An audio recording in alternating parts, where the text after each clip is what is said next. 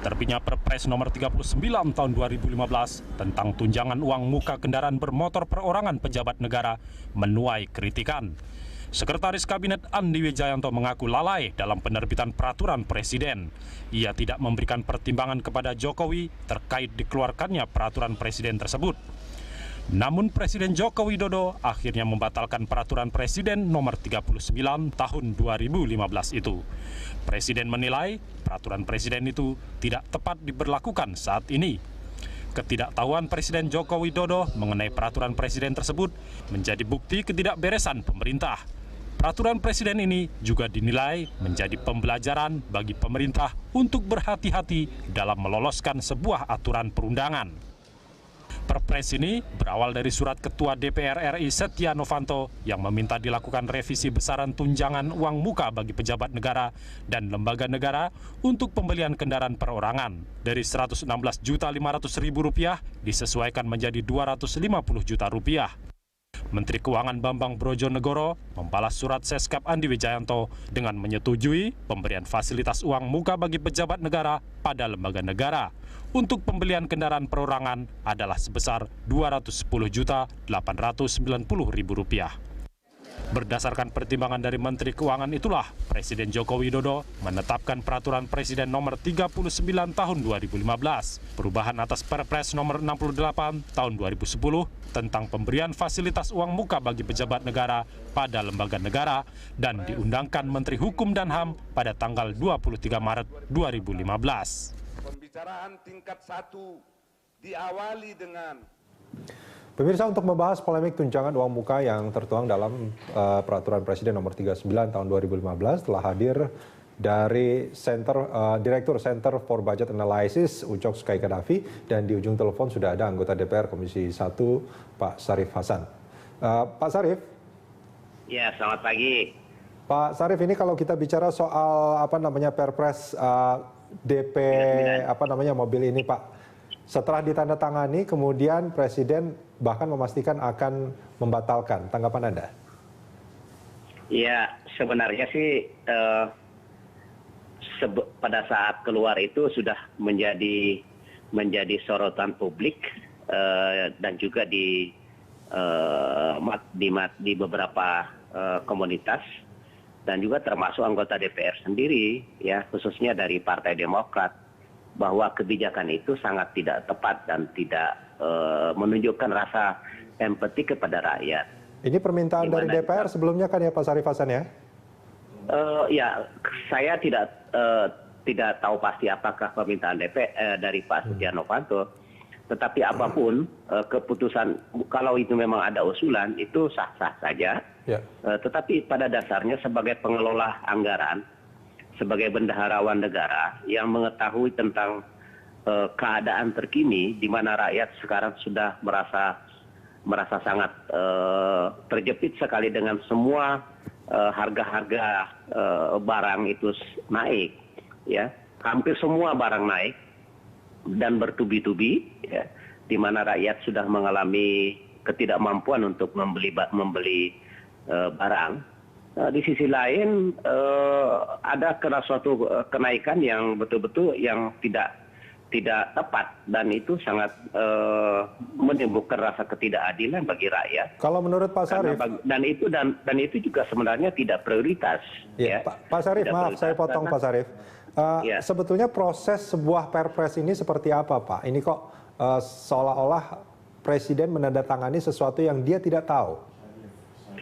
Saya pernah bekerja dengan Pak SBY.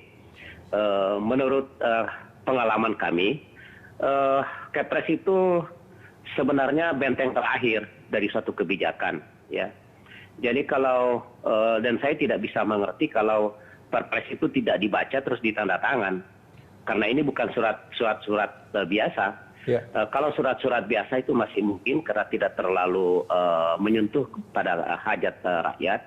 Ya. Jadi saya tidak bisa mengerti kalau peraturan Presiden, ya, itu tidak dibaca terus ditandatangan. Ya Pak Sarif, maaf ini saya potong lagi. Pak Sarif, ini kan pemahaman saya kalau peraturan Presiden artinya Presiden yang membuat peraturan itu. Gitu. Tapi kalau begini, kalau itu, kesimpulan yang ya. saya tangkap dengan berita yang beredar selama ini, Perpres itu dibuat oleh administraturnya di bawah, misalkan Menteri Keuangan dan juga Sekretaris Tetapi itu Kabinet. harus lewat menteri, dan dari menteri itu sudah harus dikonsultasikan dengan Seknek, kemudian dibawa ke presiden. Dan presiden juga sudah sebelum Perpres datang, itu sudah mengetahui substansi Perpres yang akan diajukan oleh para menteri.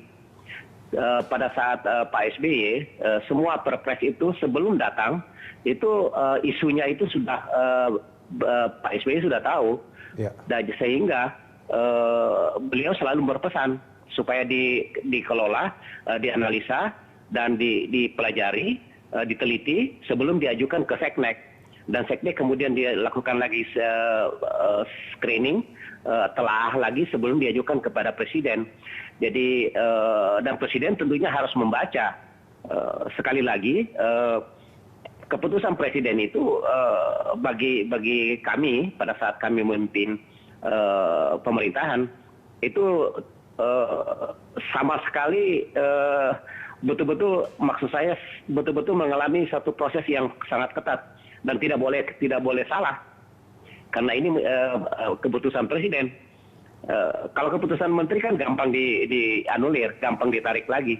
Tetapi kalau keputusan Presiden ya sangat disayangkan kalau ada keputusan Presiden yang keliru, atau apalagi kalau tidak dikatakan tidak dibaca, ya gitu. Apa yang salah menurut Anda, Pak? Saya pikir masyarakatlah yang bisa menilai ya. Kalau menurut penilaian Pak Sarif apa sebagai orang yang pernah berada di sana? Ya saya pikir terus terang saja semua keputusan itu kan benteng terakhir kan ada sama Presiden. Ya. Jadi menteri boleh salah, tetapi Presiden tidak boleh salah dalam hal yang prinsip, ya, gitu. Dan menurut Anda soal naiknya DP mobil buat pejabat ini adalah hal yang prinsip? Saya pikir begitu, karena ini tidak menunjukkan rasa ketidakadilan, dan menurut saya kenaikan tunjangan ini tidak begitu prioritas, ya. Tidak begitu karena prioritas. Para anggota DPR itu semuanya sudah punya mobil, gitu loh. Dan gajinya juga besar kan ya, Pak ya? Ya, para pejabat negara kan juga relatif semua sudah punya mobil. Ya. Mobil lama kan masih bisa dipakai. Ya. Dan satu lagi Pak Sarif, ini juga menarik juga. Ini usulan dari DPR ini tidak semua anggota DPR juga tahu ya?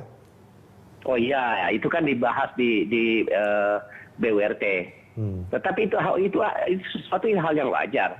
Kemungkinan pengusulan pada saat itu adalah sebelum BBM naik, sebelum listrik naik, sebelum LPG naik, sebelum rakyat mengalami rasa ketidakmampuan. Rakyat? Jadi sekali lagi yang usulan ya sah-sah saja, tetapi sekali lagi yang memutuskan adalah pengelola anggaran negara, ya kan, bendahara negara, dan terakhir tentunya adalah Presiden dalam hal ini. Kalau menurut saya ketidakmampuan rakyat ini bukan hanya setelah kenaikan BBM, itu hanya memperparah Pak Sarif. Bisa dikoreksi nanti. Iya betul. Jadi secara akumulatif, ya kan. Dan ini yang harus disadari oleh pemerintah sekarang. Bukan dengan menaikkan tunjangan yang tidak prioritas. Baik. Sangat-sangat tidak prioritas. Baik, Pak Sarif, di studio juga ada Ucok Sky Kadafi. Bang Ucok, ini kalau kita melihat Perpres yang dikeluarkan oleh Jokowi yang katanya akan dipastikan dicabut ini, bagaimana menurut Anda?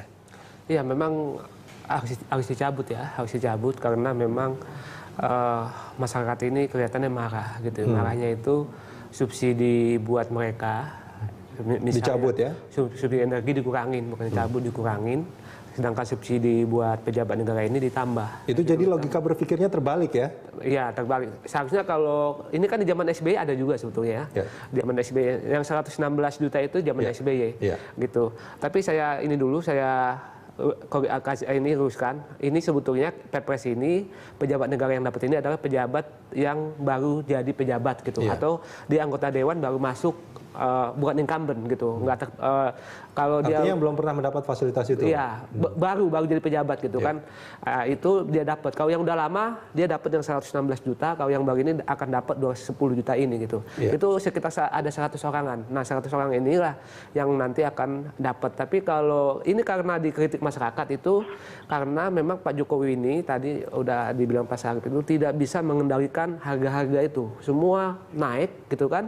Tiba-tiba ada namanya Perpres dia ini tiba-tiba kok semua naik buat masyarakat, jadi beban masyarakat, tapi Perpresnya ini malah buat pejabat enak gitu loh. Iya, gitu. sebetulnya yang dipermasalahkan bukan jumlah pejabat yang akan mendapatkan fasilitas DP ini sebetulnya, Bang Ucok. Bagi masyarakat adalah kenapa satu pejabat pun diberikan fasilitas begitu besar pada saat masyarakat saat ini sedang merasakan dalam tanda kutip kesulitan. Itu dia. Iya, itu. Itu intinya, itu prinsipnya. Jadi ketika masyarakat itu saat ini untuk cari uang 10.000 aja susah gitu kan. Tiba-tiba pejabat negara gampang mendapat 210 juta gitu loh. Nah, itu. Jadi ini nggak adil gitu. Harusnya uang negara itu harusnya membantu masyarakat, malah ini membantu yang udah mampu, yang namanya pejabat negara. Nah, itu yang saya maksud itu tidak manusiawi itu ya gitu. Gitu. Pak Sarif. Ya. Pak Sarif, ini kalau kita bicara soal Perpres yang sudah dikeluarkan, Pak, tadi Anda mengatakan kalau peraturan menteri mudah untuk dicabut kembali. Kalau Perpres ini tidak, Anda memang tidak spesifik mengatakan bahwa ini sulit, tapi bagaimana prosesnya, Pak?